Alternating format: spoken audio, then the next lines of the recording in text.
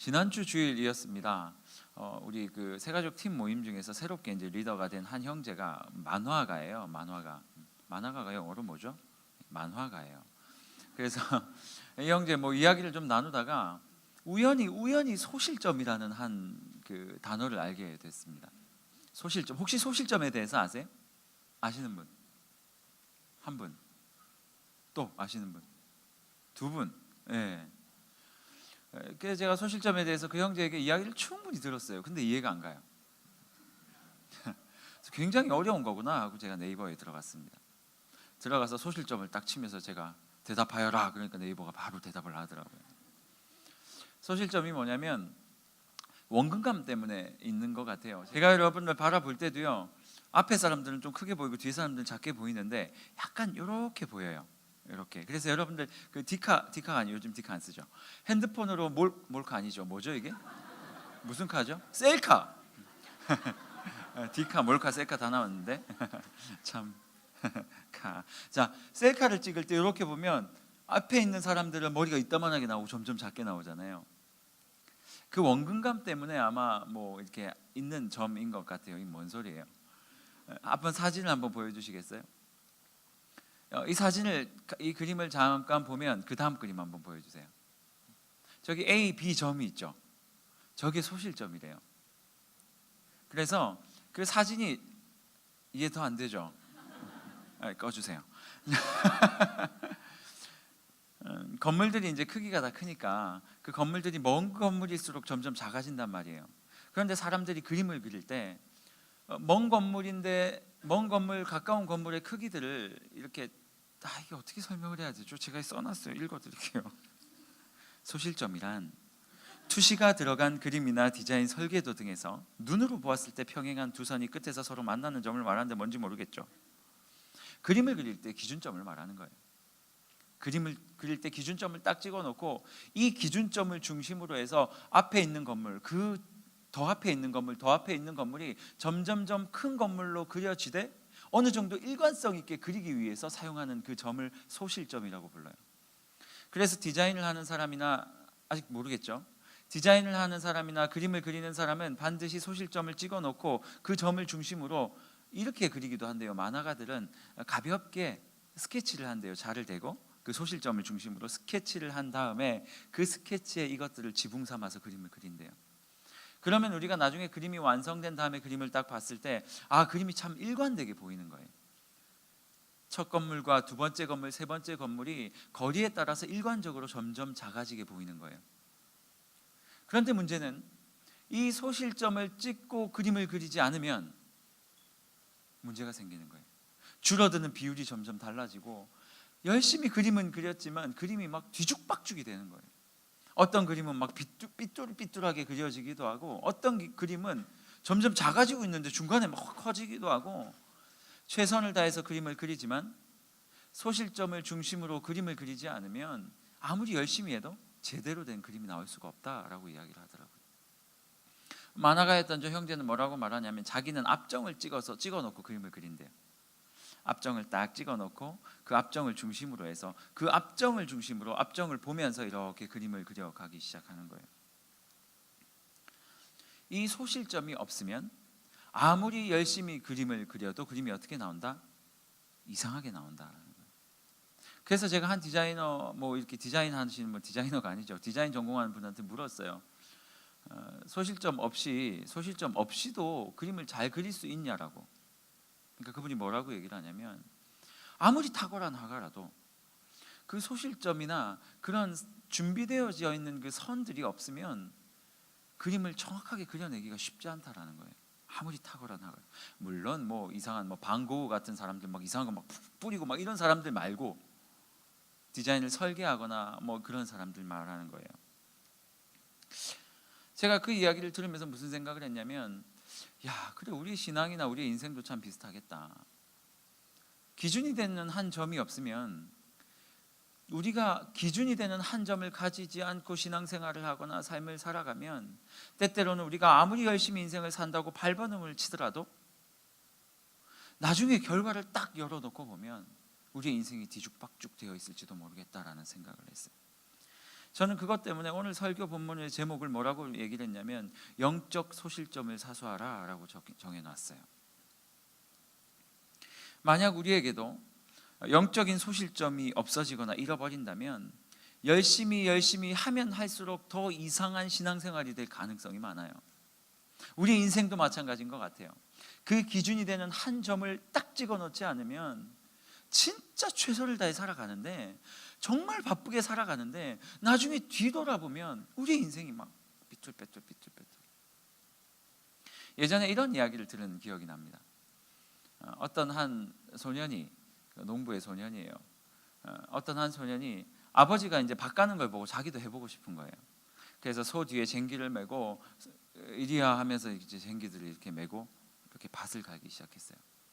이 소년은 아버지처럼 밭을 잘 갈기 위해서, 고랑을 잘 내기 위해서 최선을 다해서 밭을 갈았는데 나중에 뒤를 돌아보니까 막 엉뚱한 대로 막 이렇게 돼 있는 거예요. 자기는 진짜 최선을 다했거든요.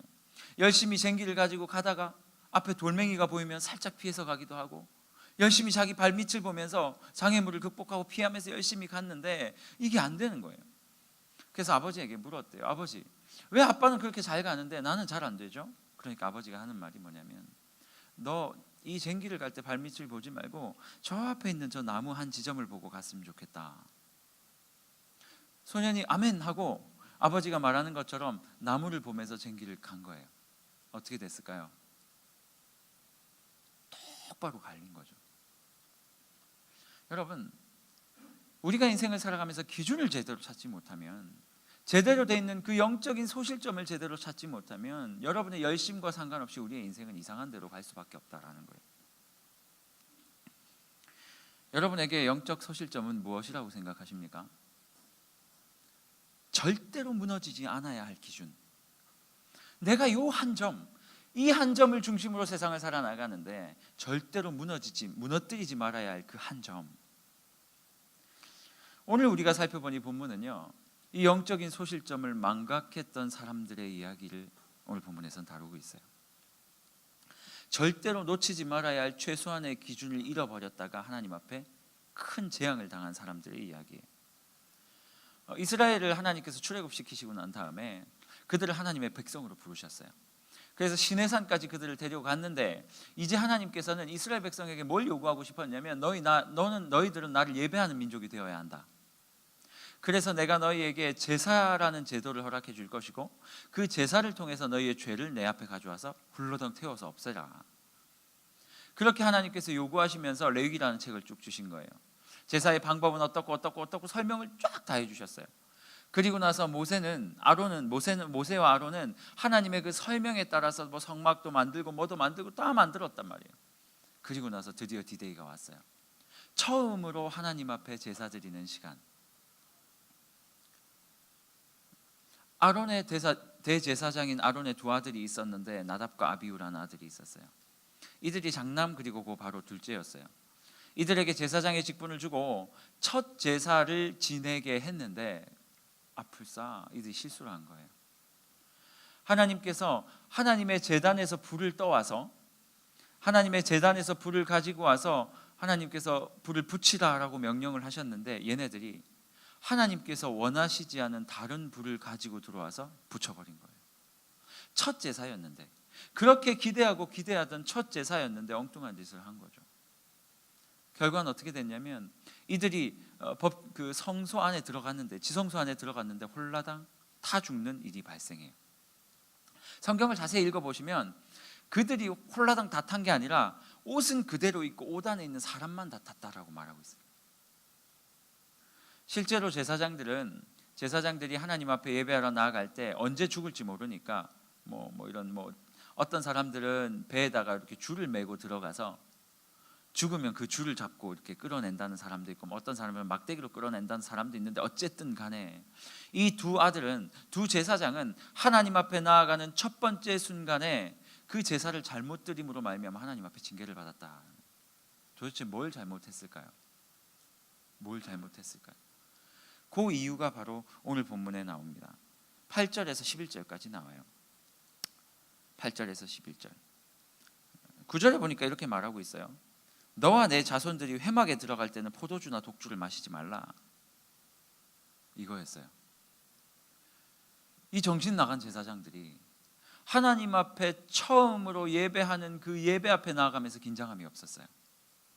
그 예배를 나아감에 있어서 긴장함도 두려움도 없이 술을 먹고 들어갔던 것 같아요. 술을 먹다 보니까 하나님께서 명령하셨던 규례니 뭐니 하나도 생각을 못했겠죠. 그래서 오늘 성경에 말하고 있는 것처럼 여호와께서 명하시지 않은, 명하신 것과 다른 불을 가지고 하나님께 제사를 드리러 들어갔다가 홀라당 타 죽는 이러한 비극적인 사건이 벌어진 거예요. 이들이 잘못한 건 뭡니까? 하나님께서 절대적으로 주셨던 그 기준들을 망각해버렸어요. 너희가 처음으로 나를 예배하러 오는데, 나와 함께 처음으로 교제하는 순간인데, 하나님께서 그 시간에 주신 그 기준이 있었는데 그것들을 망각한 채 자기 생각대로 다른 것들 때문에 생각이 흐트러져서 그 중요한 순간을 완전히 망쳐버렸다. 최소한의 기준을 잃어버렸던 자들, 그 자들은 결국 하나님 앞에서 죽임을 당할 수밖에 없었어요. 여러분, 최소한의 기준이 뭘까요? 조금 더 살펴볼까요?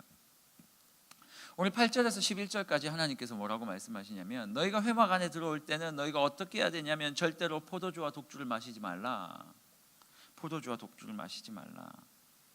뭐 우리라고 따진다면 뭐 예배를 이야기할 수도 있겠죠. 아니면 예배를 더 뛰어넘는 예배가 이제 제일 중요한 가치이긴 하지만 또 다른 많은 우리가 지켜야 할 가치들이 있을 거예요. 그때 하나님께서 뭐라고 말씀하셨냐면, 절대로 너희가 내 앞에 나올 때 포도주와 독주를 마셔서는 안 된다. 여러분, 독주라는 건 뭐냐면 진짜 마시면 안 되는 것들이, 이스라엘 백성에게 술이 두 가지가 있었는데, 표현할 때 술을 표현할 때 두 가지가 있는데요, 하나는 어쩔 수 없이 마시는 술이 있었어요. 그건 포도주예요. 그 이스라엘 그 사람들 당시에는 물을 먹을 수가 없었어요. 왜냐하면 그 지역 자체가 너무나도 물이 지저분했기 때문에. 그래서 포도주를 담궈서 그것을 음료같이 마셨단 말이에요. 그래서 예수님도 포도주를 마신 거예요. 여러분이 지금 와인 마시는 거랑 좀 다른 의미예요. 여러분, 물이 있잖아요. 이스라엘 백성에겐 두 가지 술의 종류가 있었는데 한 가지는 포도주, 하나님께서 음료로 허락하신 것. 물론 많이 마시면 실수할 수도 있지만 어쩔 수 없이 그에게 주어졌던 음료. 그리고 두 번째는 뭐냐면 독주예요. 이것은 처음부터 취하기 위해서 마시는 술이었어요. 목말라서 독주를 마시는 사람은 없었어요. 오늘 기분도 울적하고 그러네 하면서 독주를 마신 거예요. 이게 이스라엘, 그때 팔레스타인 지역에 살았던 사람들의 음료였어요. 오늘 하나님께서는 우리에게 뭐라고 말씀하시냐면, 가장 중요한 가치를 위해서 영적인 소실점, 저는 이 영적인 소실점을 오늘 예배라고 이야기를 하고 싶어요.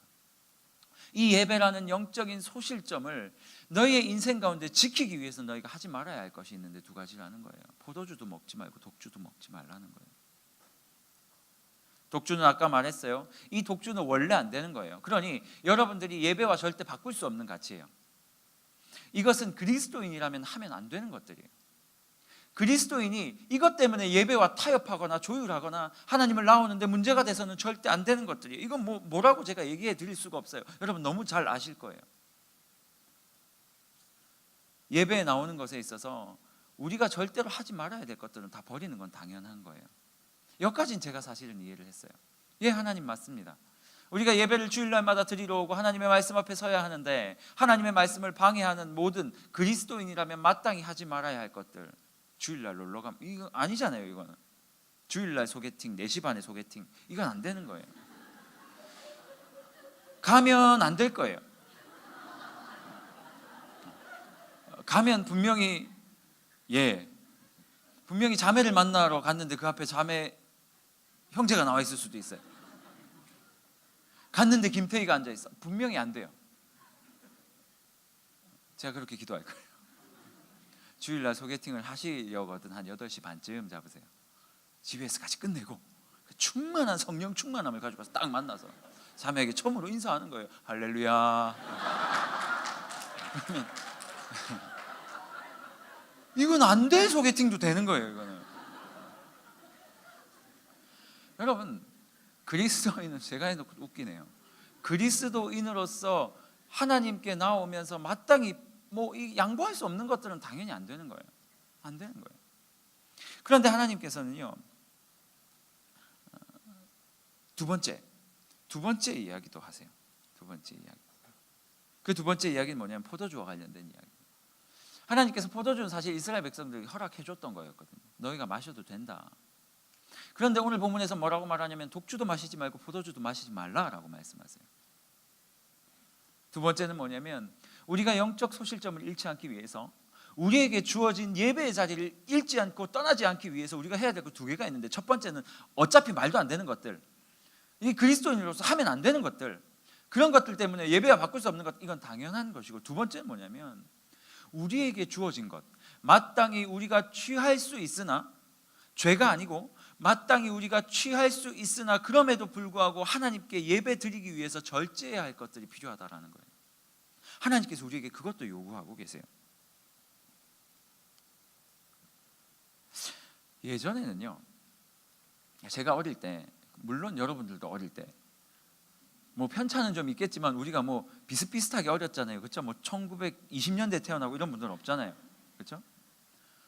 예전의 신앙의 선배들은요, 우리 교회 장로님, 집사님들은요, 우리에게 이렇게 말을 했었어요. 주의를 지키는 것만 요구한 게 아니고 주의를 지키기 위해서 토요일도 제대로 살아라를 요구했었어요. 우리의 선배님들은 하나님 앞에 나와 예배드리는 것에 대한 얼마나 긴장감이 있었냐면요, 그 전날 어머니가 전 돈 다리는 것도 봤어요. 헌금을 항상 탁탁 준비해 놓고 사셨어요. 그 전날 다 준비해서. 저희 어머니 같은 경우에는 중등부 선생님이었는데 정말 인기가 많은 선생님이었어요. 토요일 저녁만 되면 과자를 이만큼 사놔요. 저희 가난했거든요. 세탁소 하면서 막 어머니가 세탁소 운영하면서 저를 먹여 살리셨는 아버님이랑 같이, 아버지는 주로 낚시하러 가셨고, 사람을 낚는 어부처럼 물고기를 낚는 뭐 물고기도 아니면서 어머니가 늘 과자를 사놓고 간식을 사놨는데 토요일에 저녁마다 그게 너무 먹고 싶은 거예요. 그 속으로 막 주일날 집에 가면서 그 교회 가면서 사면 되지, 꼭 이렇게 할 필요가 있냐고. 왜냐면 먹고 싶은데 못 먹게 하니까.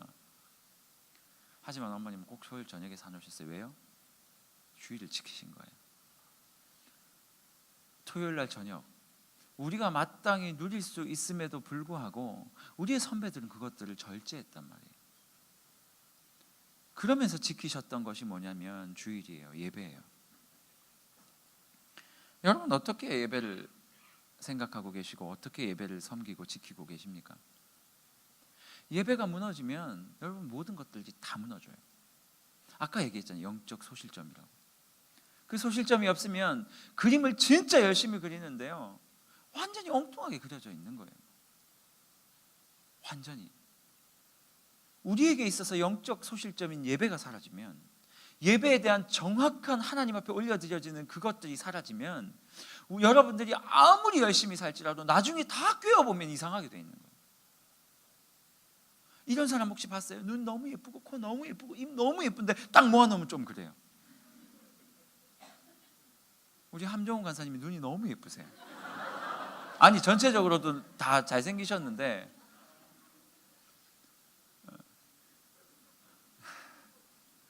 여러분, 영적인 소실점인 우리의 예배를 향한 마음이 삐뚤어져서, 예배를 향한 태도가 삐뚤어져서 하나님 앞에 제대로 예배드리지 못하는 자는 세상에서 열심히 살면 살수록 여러분의 인생은 점점 더 꼬이게 돼 있어요. 사역도 마찬가지예요. 어떤 분들 보면 사역 때 막 목숨을 다해서 할 것 같은데 맨날 예배 시간에 자고, 진짜 최선을 다해서 사역하고 최선을 다해서 안식하시는 분들, 예배 시간에 하나님 앞에 예배하고 기도하는 모습은 없고 어떤 행정적인 사역만 열심히 하다 보면 나중에 이게 하나님께 온전히 드려지질 않는다니까요.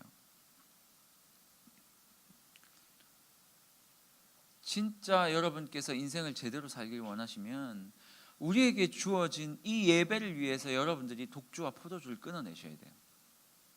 그리스도인으로서 마땅히 하지 말아야 될 것, 4시 반에 소개팅 가는, 제가 사실은 웃자고 우회해서 이야기를 하는 것이지만 생각보다 이 안에는 많은 것들이 들어가 있어요. 야구 시즌, 축구 시즌, 오늘 뭐 했어요? 세기의 대결. 뭐죠? 뭐 맥도날드랑 누구랑요? 뭐 무슨 뭐 이렇게 뭐 권투하는 게 있었다면서요. 저는 사실 복싱에 별로 관심이 없는데 그거 난리가 났어요. 1인당 뭐 7천억? 경기를 하는 것만으로도 7천억을 받았다면서요. 오늘 난리 났을 거예요. 그거 본다고 지금 나중에 이 예배 영상을 영상으로 보는 사람이 있을지 몰라요. 회개할지어다.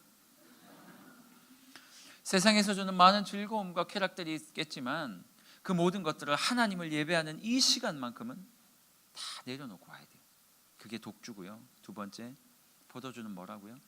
마땅히 내가 하나님 안에서 누릴 수 있고 성경에서 죄라고 말하지도 않았지만 그럼에도 불구하고 주님 앞에 예배하러 나오기 위해서 내 스스로를 절제할 수 있는 그것도 필요하다라는 거예요. 토요일 저녁에 제발 늦게까지 뭐 하지 마세요. 우리 예배가 4시 반인데 여기까지 와서 잔다는 건 도대체 몇 시에 일어났다는 얘기예요. 이렇게 심각해지죠 갑자기? 오늘 본문을 통해서 제가 여러분과 나누고 싶은 이야기, 하나님께서 우리에게 말씀하시고자 하는 이야기는 여러분 다시 한번 예배가 회복되기를 바랍니다. 이 학기를 들어오면서 제가 여러분에게 간절히 부탁하고 싶은 게 있어요. 예배가 회복됐으면 좋겠어요. 그 영적인 소실점이 회복되면 관계의 문제가 회복될 거예요. 여기 와서 그렇게 울고 그렇게 회개하고 갔는데 어떻게 또 싸울 수 있어요? 예배가 회복되면 여러분의 인생에서 풀리지 않았던 문제들이 하나씩 해결될 거예요. 물론 계속 풀리지 않을 수도 있어요. 여러분의 마음이 해결될 거예요. 내가 정말 갖고 싶은데 하나님께서 절대 안 주셔요. 그럼 거기를 초월할 수 있는 마음의 선물을 주실 줄로 믿습니다. 뭐가 시작이라고요? 소실점. 여러분 아셔야 합니다. 디자이너들이 디자인을 할 때, 만화가들이 만화를 그릴 때 여러분 만화 다 그려놓고 소실점 찍는 거 아니에요. 소실점을 찍고 만화를 그리는 거예요. 예배를 드리고 살아내는 거예요. 여러분이 살아낸 거 가지고 와서 예배 안에서 해결해 달라고 말씀하지 마세요. 자기가 마음대로 살아놓고 그거 교회 가지고 와서 해결해 달라고 말하는 게 그리스도인이 아니고 먼저 소실점을 찍고 그 소실점에 맞게끔 살아내는 거예요. 먼저 예배 드리고 그 예배에 맞게끔 인생을 살아내는 거예요. 이게 바로 그리스도인이에요.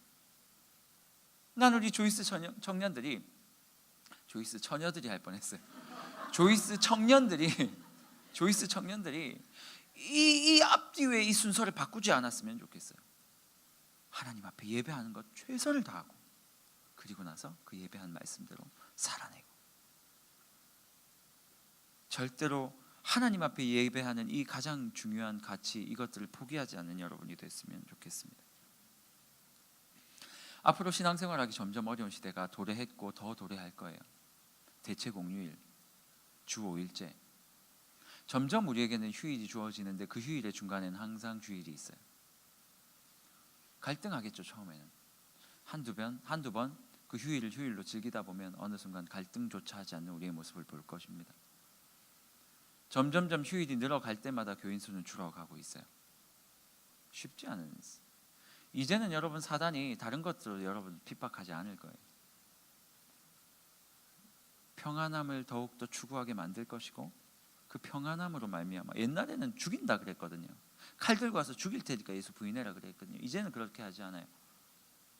내가 더 평안함을 줄 테니까 자연스럽게 예수를 떠나가라 라고 요구할 거예요. 그때 그 마음을 지킬 수 있는 점은 예배를 사수하는 거예요. 예배를 절대로 타협하지 않는 거예요. 제가 이번 주에 한 일주일, 1.5주, 뭐 2주라고 합시다. 2주 전에 다이어트를 시작했어요. 엄청 말을 많이 하고 다녔어요. 왜냐면 휴가 때 몸무게를 쟀는데 92kg가 된 거예요. 아내하고 충격을 먹었어요. 아니, 저만 충격을 먹었어요. 아내는 그럴 줄 알았다 뭐 이런 생각이. 매일 저녁마다 저는 꾸준히 하는 게 있어요. 경건의 시간이 있어요. 과자 한 봉지와 그리고 주스 한 잔. 하루를 마치면서 그들을 섭취함으로 말미암아 제 인생에 있었던 모든 괴로움과 짐들을 그분 앞에 내어드리고, 그걸 먹고 나서 침대 속으로 쏙 들어가요. 정말 꾸준히 하니까 뭔가가 되더라고요. 꾸준히 하다 보니까 92kg가 됐어요. 그래서 아내와 이야기를 하고 나서 다이어트를 시작하고, 과자를 3일 딱 끊었는데 3kg가 빠진 거예요. 물론 밥도 조금 줄였어요. 왜, 뭐가 있나요? 아, 괜찮아요. 쟤도 예배드리러 온 거예요. 그리고 나서 거의 뭐 한 2주도 안 됐어요. 10일도 안 돼가지고 4kg를 뺐어요. 그리고 나서 이거 안 되겠다 싶어가지고 제가 밥을 좀 줄이기 시작했는데, 이렇게 마음을 먹는 찰나에 금요일 날 이제 우리 엘더님들이 모임을 하자 그래서 엘더 모임을 기다리다가 밥을 먹고 가야 될 것 같아서 5시 한 반쯤인가요? 서현역으로 나왔어요. 그래서 밥을 먹을 이제 식당을 찾으려고 저의 관점은 하나였어요. 다이어트 식당. 그래서 그냥 닭가슴살을 파는 식당이나 먹어도 살 안 찔 만한 식당을 찾겠다라고 하고 서현역을 걷기 시작했어요. 서현역 풍림하이원 돌아다니면서 40분을 걸었어요. 40분을 걸었는데 하나도 없는 거예요. 하나도 없는 거예요. 그래서 40분 동안 뺑뺑뺑뺑 도는데 제 마음속에 한 가지 생각이 들어왔어요. 그 생각이 뭐냐면 여러분들에 대한 생각이었어요. 저는 다이어트를 해야 되는 가치 때문에 그 가치 때문에 식당을 찾아 헤맸고 반드시 나는 다이어트 식단을 찾아야 되겠다. 결국 40분 돌아다니다 사무실로 그냥 들어왔거든요. 다이어트 식단을 찾아다니겠다라는 가치로 그 역을 걷고 있었는데 아무것도 선택할 수가 없는 거예요. 먹고 싶은 건 너무 많고. 갑자기 여러분들 생각이 탁 나면서 무슨 생각이 났냐면 우리 청년들이 이렇게 살아가겠구나. 하나님께서 말씀하신 그 말씀의 가치를 가지고 세상에 나아가서 그 말씀을 어떻게든 좀 지켜보려고 걷고 하는데 안 보이는 거예요. 도무지 선택할 수 있는 게 아무것도 없겠구나. 그런데 만약 제가 그 순간 다이어트 안 할래 라고 하고 어디를 들어갔다면, 햄버거 집을 들어갔다면, 어디로 들어갔다면 정말 그렇게 하고 싶었거든요. 결국 제 마음속에 내 안에 이 확실한 기준이 무너지면 이렇게 화려하고 맛있는 식당들 정말 찾아다닐 것 같더라고요. 여러분, 예배라는 기준이 무너지면요, 하나님의 말씀이라는 기준이 무너지면요, 여러분들은 반드시 세상에서 요구하는 그 달콤함에 빠져서 그 세상을 찾아갈 수밖에 없어요. 우리에게 필요한 건 뭐냐면, 나는 하나님을 예배해야 될 사람이고 내게 주어진 그 가치를 붙잡고 세상을 살아가는 것. 그 가치가 살아남아 있어야지만 세상에서 요구하는 수많은 유혹들을 물리칠 수 있거든요. 그게 어디서 나온다고요? 예배에서 나온다. 영적인 소실점에서 나온다. 예배에서 나온다. 여러분, 그것을 가지고 살아가고 계십니까? 하지 말아야 할 것, 죄는 아니지만 내가 이것 때문에 하나님과 점점 멀어지는 것 같은 것, 그 모든 부분들 하나님 앞에 예배에 나오고 하나님의 예배를 드림으로 말미암아 회복되고 말씀의 가치를 받아가서 그것들을 가지고 살지 않으면 세상의 달콤함이 우리를 잡아먹을 거예요. 그의 결말이 어떻게 났어요? 나답과 아비후처럼 분명히 알고 있었음에도 불구하고 포도주와 독주에 취해서 하나님의 명령을 범했고 결국은 제사장이라는 가장 위대한 사명을 가진 자였지만 가장 저주스럽게, 가장 아름다운 성전에서 가장 저주스럽게 죽어갔던 인생처럼 평생을 교회에 있지만 가장 비참하게 살아가는 인생으로 남을지도 모른다. 예배를 소홀히 여기지 않으셨으면 좋겠어요.